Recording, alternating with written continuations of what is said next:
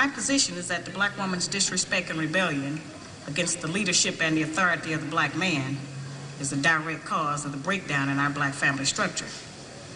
Now, of course, there are many black people who consider those fighting words because as black women, we have never been subject to the kind of examination that our men have been subject to since we have been here. We have been somewhat protected and shielded from any kind of critiquing about our personal behavior, whereas our men have always been up for examination. The book is not an attack on black women. I have never said that all black women do everything that I list in my book.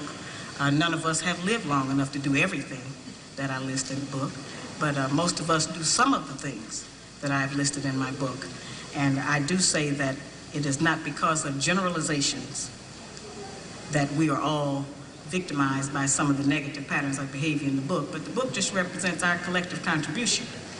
This is some of everything that we have done, or that we do daily, that contributes to the breakup of our relationship, the destruction of our man, and the failure of our children to be able to function.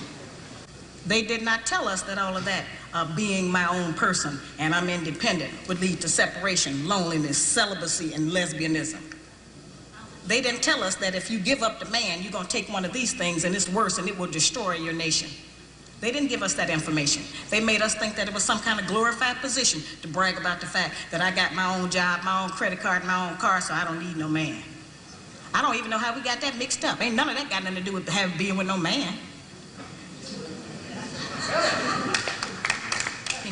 You know, we have some serious relationship problems that nobody has been able to address us on because everybody wants to pretend that this is not going on. You know, over 60% of our women are single, widowed, separated, or divorced. They don't have a man. I just came out of Florida and they got a housing complex that the Urban League built, which is a black organization that is for women and children only. They say they don't allow any men in there. I didn't have time to deal with it, but I talked about them real bad. That's the silliest program I've ever heard of. You know them women that had men if they got a bunch of children. They need fathers. They need protection. We hear about the drug problem that we have in our projects across the country. It's one of the major places that we have a drug problem. You know, we talk about the great strength that we have as black women. Well, the welfare department don't rent government apartments to single black men. Those apartments belong to black women who are allowing this to go on in their home. We have not looked at what part of the responsibility do we share. Yes, black men sell a lot of drugs, and a lot of us black women get the money from them drugs and buy some of these fancy clothes we wear. Drive around in some of these fancy cars. He is not doing these things alone and without support from us, whether they are good or bad. See, we have a lot of power. We are very strong women. I'm saying that we're using our strength in the wrong direction. We're using it to tear our man down, tear our nation down instead of building it up. Having an education and a job does not necessarily mean you have a successful life. I keep telling black women that to raise a child, they say, well, I provided with food, clothing, and shelter. That's not raising a child, that's maintaining one. To raise a child, you need a parental coalition of a man and a woman.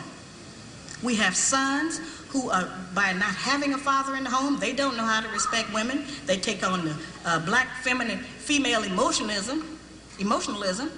They become bitchy, they're doubtful, they're indecisive, they can't make a decision. They don't know what to do about being a man because we can't teach them that. We don't have that knowledge.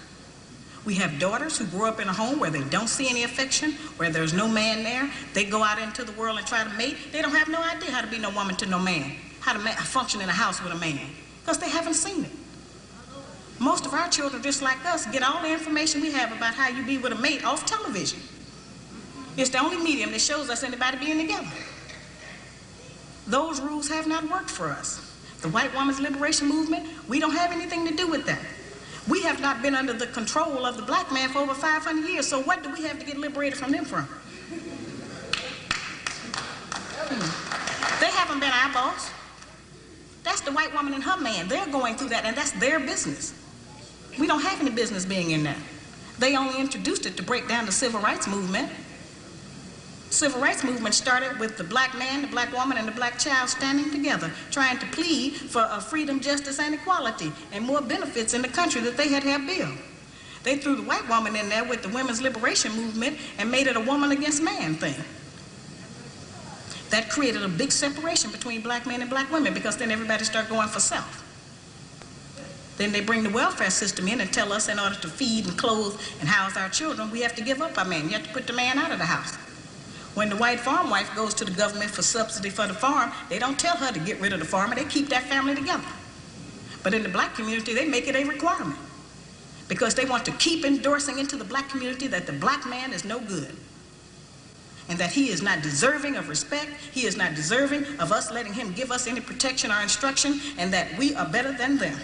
The major responsibility that the black woman has had on the earth for the trillions of years that we have been here has been one of nutrition and birthing children.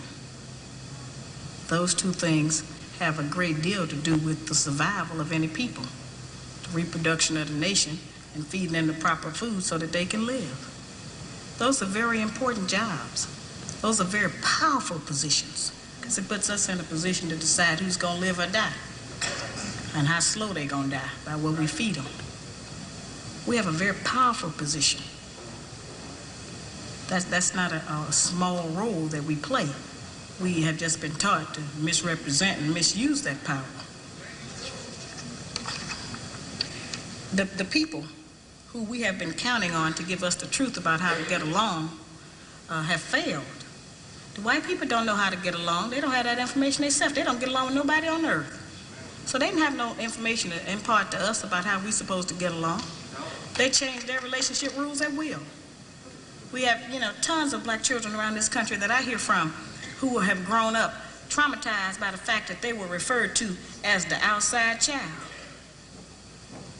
When we were having children like that, they called it illegitimate children, until the white woman started having them, and now it's single parenting.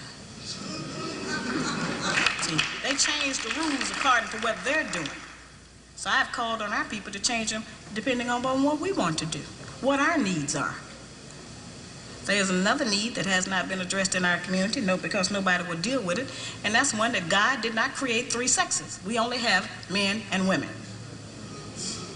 Now, I have not said that we should reject the sisters who try and act like men and the men who try and act like women. I'm not saying to reject them from among us, but they need to be taught. We don't have to accept that as some kind of normalcy, because that's not normal. But because now the white people are practicing that, when we were doing it, we were punks and faggots. Now that they're doing it, now it's an alternative lifestyle.